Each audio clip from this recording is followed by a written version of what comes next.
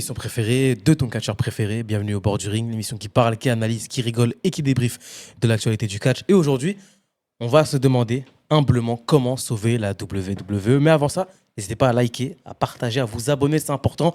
Likez énormément la vidéo pour le référencement et pour qu'on puisse être mieux référencé, être mieux vu le plus possible par le plus de monde. Alors likez, abonnez-vous, partagez, c'est très très important. Voilà. Commentez un maximum. Ibras, comment ? Ça va, hein. Ça va, franchement. Et aussi, on approche de la 40e vidéo. Donc, on aimerait aussi des questions. Si vous avez des questions, vous pouvez parler déjà en commentaire pour nous demander, je sais pas, et on fera une FAQ au 40e épisode d'Au bord du ring. Plus que 40e, je pense. Ben là, on Parce a que les vidéos qu'on tombe, ça fera plus que 40. Peut-être pas. Si. Ah ouais ? Ouais. On fera une FAQ en tout cas. Ouais, bientôt. Bientôt, on fera une FAQ. Donc, ça posez déjà vos questions. Voilà. Peut-être vous allez vous demander pourquoi Menas, il est pas là. Parce que voilà, il est viré. Menas, il est pas là parce qu'il a pas de buzz. Voilà. Timothée, il est pas là parce qu'il est pas sur Paris. Ouais, il est pas sur Paris. Sur Paris. D'ailleurs, Timothée, de base, tu devais être là. Hein. Grave. Mais bon, il nous fait le mec occupé. Comment on sauve ? Est-ce qu'on doit sauver la WWE ? Ah, ok. T'as vu l'état ? T'as vu l'état du Après, bail ? on va faire une mise en contexte. La WWE marche bien pour un public casu. Quand on dit public casu, c'est un public un peu novice vers le catch, un public généraliste qui va... Sans être méchant. Sans être méchant. C'est un public qui va apprécier le produit parce que ça lui convient, parce qu'il y a Travis Scott, parce qu'il y a Lamine Yamal et Ike Foué, voilà, etc. Ike Foué. Non, c'est bien, il danse avec le vigile et tout. Ike Foué. Avec son vigile, avec la tétine et tout. Maintenant, tu parles de son petit frère ? Oui. Moi, j'aime pas ce genre de blague. Ça se fait pas, il est petit, laissez-le vivre. À 3 ans, vous le bannez. Ike Foué. Non, Ike Foué, c'est vraiment drôle. Mais c'est vrai, ce genre de choses, ou sinon, il y a Chandler, il fait un call-out. Ouais, Michael Chandler, etc. On parle pour les fans hardcore. Voilà. Pour comment conserver l'intérêt nous les puants et permettre à ce qu'un maximum de monde regarde la WWE et apprécie le produit. Que la personne qui vient de découvrir ne soit pas dépaysée par un produit qui va plaire à un public plus rare et que ce public de la première heure soit quand même apprécie quand même le produit qui va aussi plaire à tout le monde. Bref, vous avez compris, on va se demander comment sauver la WWE pour qu'il puisse plaire à un maximum de personnes possible. C'est quoi la première chose à faire ? Alors, la première chose à faire, déjà, et peut-être qu'il faut aussi voir tous les problèmes de la WWE actuellement. Les pubs ? Notamment, au-delà même des pubs, moi, les pubs ne me dérangeaient pas à la base.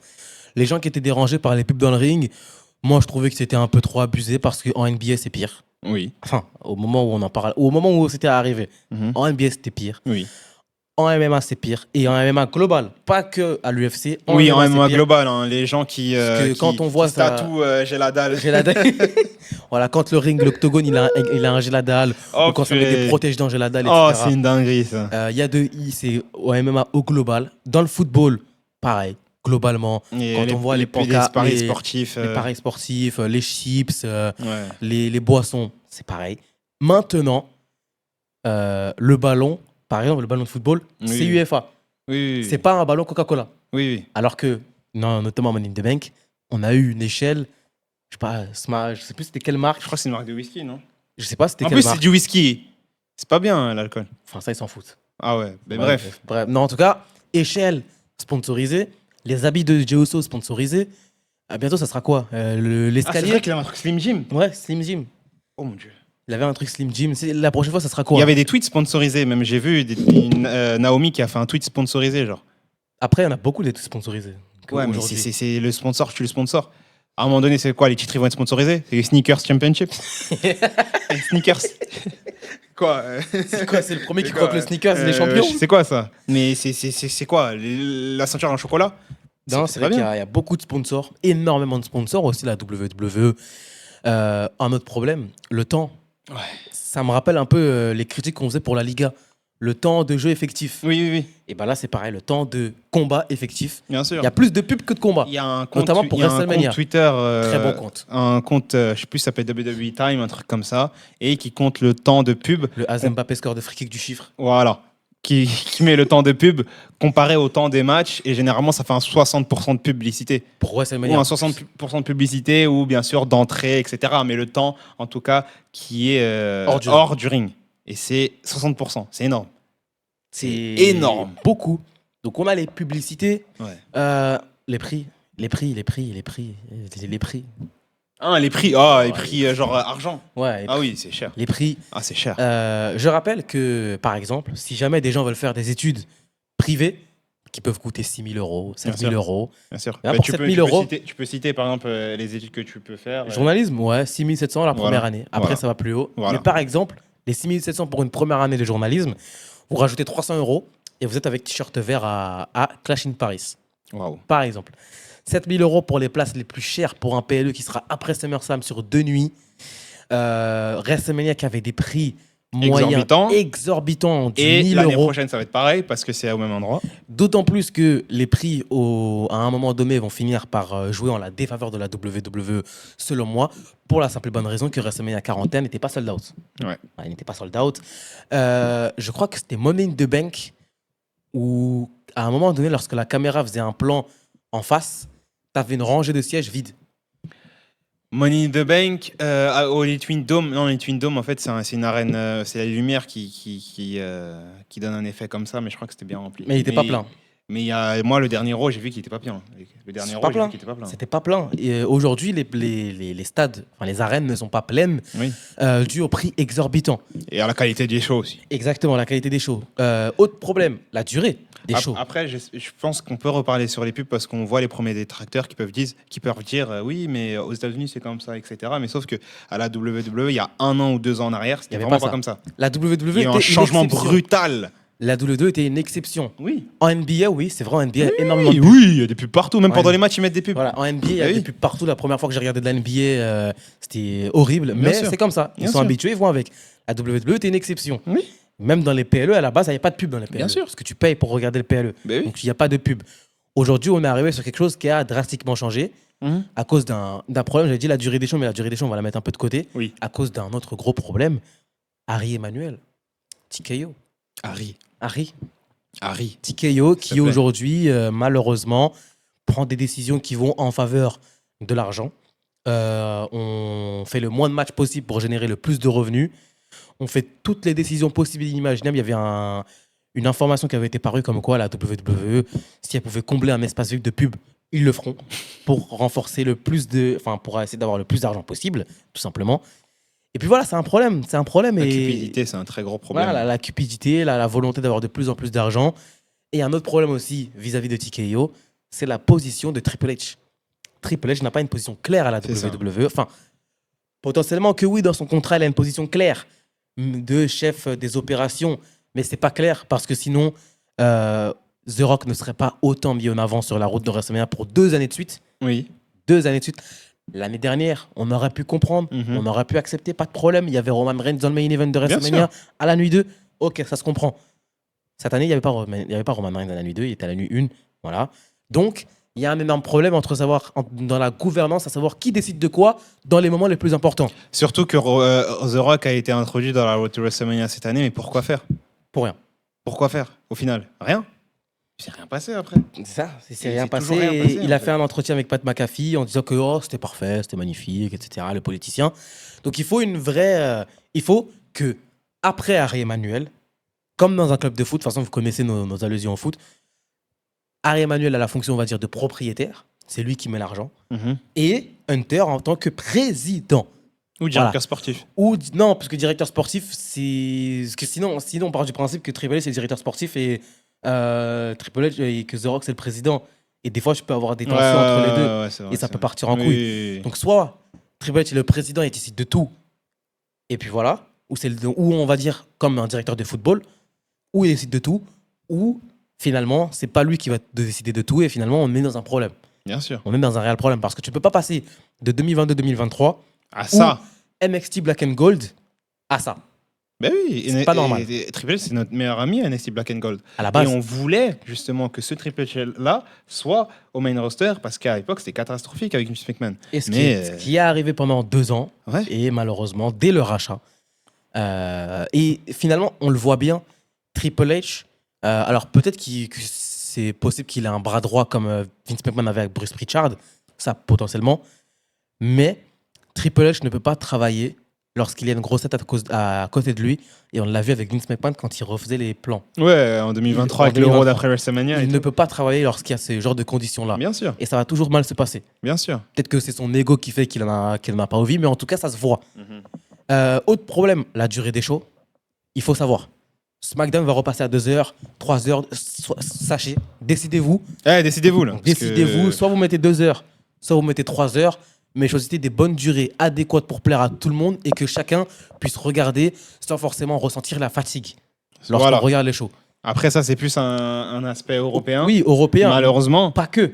Européen et aussi je pense asiatique. que même je pense que les Américains, en regardant ça à 21h, ils peuvent s'endormir devant le show. Aussi. Mais oui. Donc, il faut trouver la bonne durée. Ouais, bah oui. 2 heures, 2 heures et demie, 3 heures, à vous de voir. Ça, c'est l'aspect vraiment structure. Voilà. Après aussi, on a l'aspect booking. On va parler de l'aspect booking dans la prévisibilité des pay-per-view.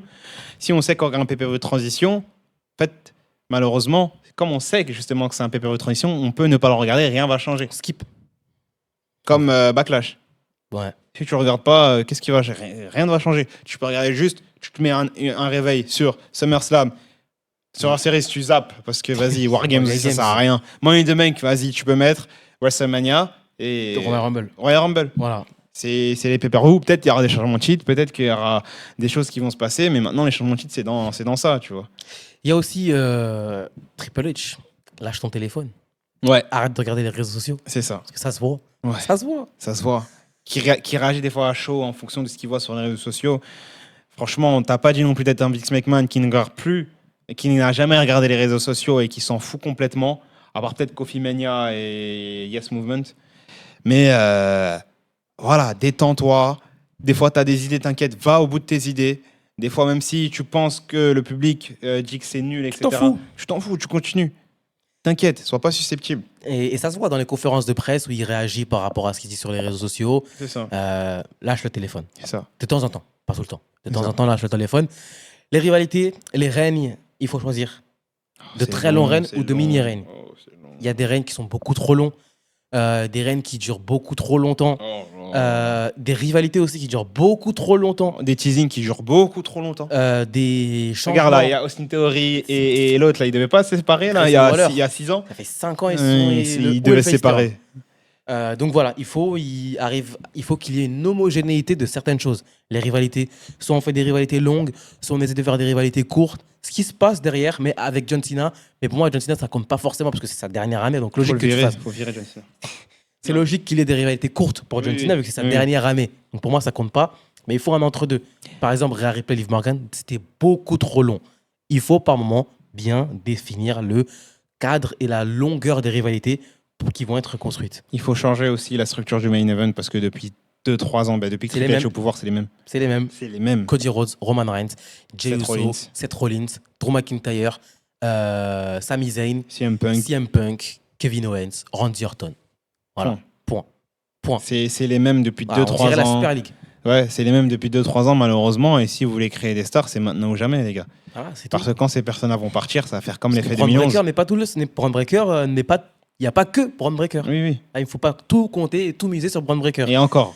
Parce qu'on ne sait jamais. Ils n'ont pas encore misé sur lui parce qu'il n'y a pas de règle mondiale. Mais tu sens qu'il y a un petit truc. Oui, mais bien sûr, admettons que Braun Breaker se blesse gravement. Ah bah oui. Voilà. C'est fini. On ne sait pas ce qui peut arriver dans les années à venir, même dans les jours à venir. On ne sait pas ce qui peut arriver. Bien sûr. Donc, il faut toujours avoir plusieurs cordes à son arc, tout simplement. Autre chose qu'on pourrait mettre en place. Moi, j'ai mis tout. J'ai mis mettre en valeur les nouveaux, règne plus court, plus de catch, moins de pub, moins de part-timer. Moins de part-timer. Moins de part-timer. Il faut impérativement, là aussi, décidez-vous. Soit il sera présent et dans ces cas-là, vous le mettez en avant. Soit il ne sera pas présent et dans ces cas-là, arrêtez les grandes rivalités avec lui. Parce qu'utiliser Roman Reigns comme une variable d'ajustement de « Ah les gars, il reste 5000 places à remplir. Venez, on appelle Roman Reigns parce qu'on sait qu'il va remplir les sièges restants. » C'est pas intéressant. Oh là là. Si on sait que Roman Reigns va faire 3 PLE dans l'année, ça sert à rien de le ramener en fait, tout simplement. Pour moi, ça sert à rien de le ramener. Et de toute façon, on fera une vidéo sur Roman Reigns, parce que ça fait longtemps d'ailleurs. Mais il faut, s'il y a des part-timers ou même, arrêter de trop miser sur les vieux non plus. aussi, parce que CM Punk, John Cena, Randy Oui, Orton, il a les quarantenaires là. les quarantenaires, il faut changer. Goldberg aussi. Donc, Voilà. beaucoup de choses qui font que la WWE tangue d'un mauvais côté. On espère qu'elle tanguera du bon côté cette fois-ci Oui. et qu'elle nous proposera de très bons produits. parce Et qu'elle a bien déjà sûr été qu'ils peuvent capable nous de faire. proposer des bonnes choses. Hein. Il y a un Raw, Exactement. il y a 2 Raw derniers. Très là, bon Raw. Ils proposent des bonnes choses. Ah, il y a toujours des bonnes choses, Bien des bons sûr. combats, des bonnes rivalités. Bien Aussi, sûr. un autre problème, est-ce que les champions peuvent combattre lors des PLE? Ouais, des fois. Parce que c'est chiant de... Ah, Là- les 5 là- matchs. Les 5 matchs des pay-per-view, du Non, coup. mais même au-delà Les 5 matchs des PLE. au-delà même des 5 matchs, est-ce qu'il peut y avoir des... Est-ce qu'au lieu de nous dire il va combattre lundi prochain, alors que le samedi qui arrive, c'est un PLE, Ouais. on peut arrêter. Oui. Les matchs pour le titre après le PLE, ça n'a pas de sens. Ou avant. Ou avant, ça n'a aucun sens. Et est-ce que Yoska peut combattre aussi? Parce qu'elle n'a pas de défense de titre Ouais, depuis c'est WrestleMania. vrai. C'est vrai aussi. Hein. Donc, il faut- Dédicace à Hugo parce que lui. Ouais, parce que lui, il saoule avec souffre, son il Hugo casse la Sky. tête là. Mais en tout cas, il faut aussi bien définir les règnes des champions. Mhm. Quand est-ce qu'ils vont défendre? Quelle rivalité? Et ça montre aussi, est-ce que tu as une ligne conductrice oui, est-ce que tu as une vision moyen terme pour certaines superstars et pour certains champions? Parce que la vision moyen-long terme pour les main eventers, on sait qu'elle est cadrée. Oui. Mais pour certaines superstars, je ne suis pas sûr qu'elles soient cadrées. Je ne suis pas sûr que ça soit vraiment sur du court... Est-ce que même sur du court terme, on a une vision? Je ne pense pas. Donc voilà. Les amis, partagez, commentez, likez, abonnez-vous. C'est très, très, très Abonnez-vous, important. s'il vous plaît. Abonnez-vous et d'ici là, à la prochaine. Salut.